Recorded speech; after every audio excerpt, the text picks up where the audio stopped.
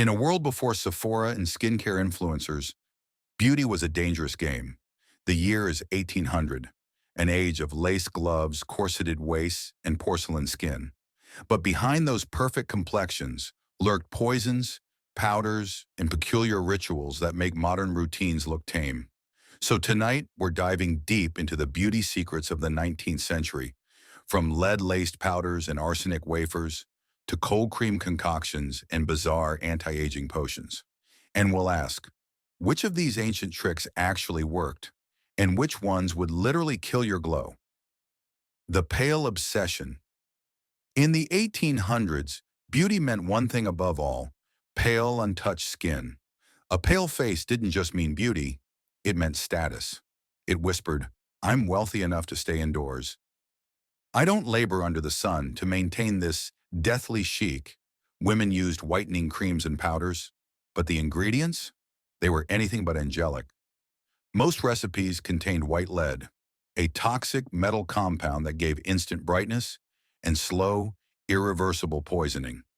Symptoms included hair loss, skin sores, blackened teeth, and in some cases, paralysis. Still, women across Europe dusted it on daily. Even Queen Elizabeth I, a few centuries earlier, was known for her lead-based Venetian ceruse. By the 1800s, the trend had evolved, but the poison hadn't changed. If you're wondering what would happen if you tried this today, don't. Lead accumulates in your body. It doesn't leave. Your beauty glow might last a week, but your health wouldn't. Modern dermatologists call it one of history's most dangerous cosmetics. And yet, for generations, it was the standard.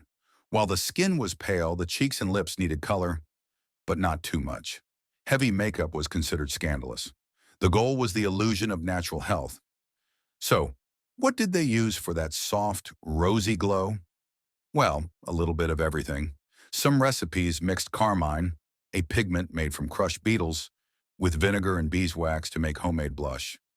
Others used strawberry juice, cochineal, or saffron for tint. And the more daring used mercury sulfide, also known as vermilion. It gave the most vibrant red imaginable and slowly poisoned the wearer from within. Mercury caused tremors, mood swings, and hallucinations. But hey, at least your cheeks looked lively while you were dying. So, was it effective? Yes. Was it safe? Not even remotely. After hours of powder and rouge, 1800s women had to remove it all somehow. Enter one of history's most enduring inventions, cold cream. The original formula came from ancient Rome, but by the 19th century, women were making it at home, with beeswax, olive oil, rosewater, and sometimes spermaceti, a waxy substance from sperm whales. Yes, you heard that right. It was rubbed on to dissolve makeup, then wiped off with linen cloth. Unlike lead-based powders, cold cream was actually effective, soothing, moisturizing, and cleansing.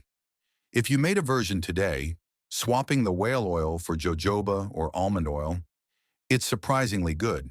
In fact, many modern creams still mimic this 200-year-old recipe, a rare beauty hack that didn't double as a death sentence.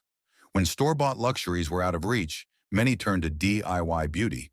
Household staples became skincare staples. For example, egg whites were used as a tightening face mask. Women swore it lifted the skin and gave it a youthful sheen. Honey was prized for softening hands and lips. Milk baths, famously used by Cleopatra and revived by the Victorians, were thought to lighten the skin and draw out impurities. And yeah, these ones actually work. Egg whites temporarily tighten. Honey is a natural humectant. Milk's lactic acid mildly exfoliates. So amid all the poisons and lead powders, it turns out some of the simplest beauty secrets were the most effective. Nighttime was when the real rituals began. Victorian women used everything from vinegar tonics to arsenic wafers. Yes, arsenic, the same chemical used to kill rats, believing it would make their skin pale, smooth, and luminous. These wafers were even sold in elegant little tins, marketed as safe beauty aids. But the results were horrific: sunken eyes, thinning hair, and organ failure. Others used ammonia washes to lighten freckles and lemon juice mixed with rosewater to bleach age spots. While some of these had mild exfoliating effects, most were far too harsh for skin. Today we spend hundreds on chemical exfoliants and brightening serums. Back then, they mixed up kitchen acids and hoped for the best. Trial by fire or by face. To finish the look, every proper lady had two essentials: perfume and powder.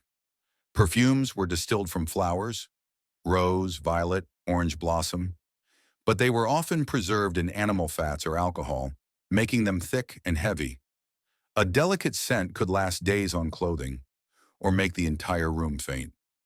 Powders were applied to set the skin, sometimes mixed with rice starch and occasionally with a touch of arsenic for that deadly luminosity. It was beauty as performance, part art, part danger. And in a world obsessed with appearances, women paid the price for perfection, with their health. It's easy to look back and laugh, to see the lead, mercury, and arsenic and think, they were crazy. But are we so different? Today, we use harsh acids, inject fillers, and chase perfection through chemicals of our own making. The tools have changed, which the desire hasn't. Beauty in every era has carried a cost, whether it's health, time, or self-acceptance. We've always traded something to feel beautiful. So next time you open your skincare drawer, be grateful you're not reaching for lead powder or arsenic wafers. Because if beauty is pain, the 1800s proved just how literal that could be.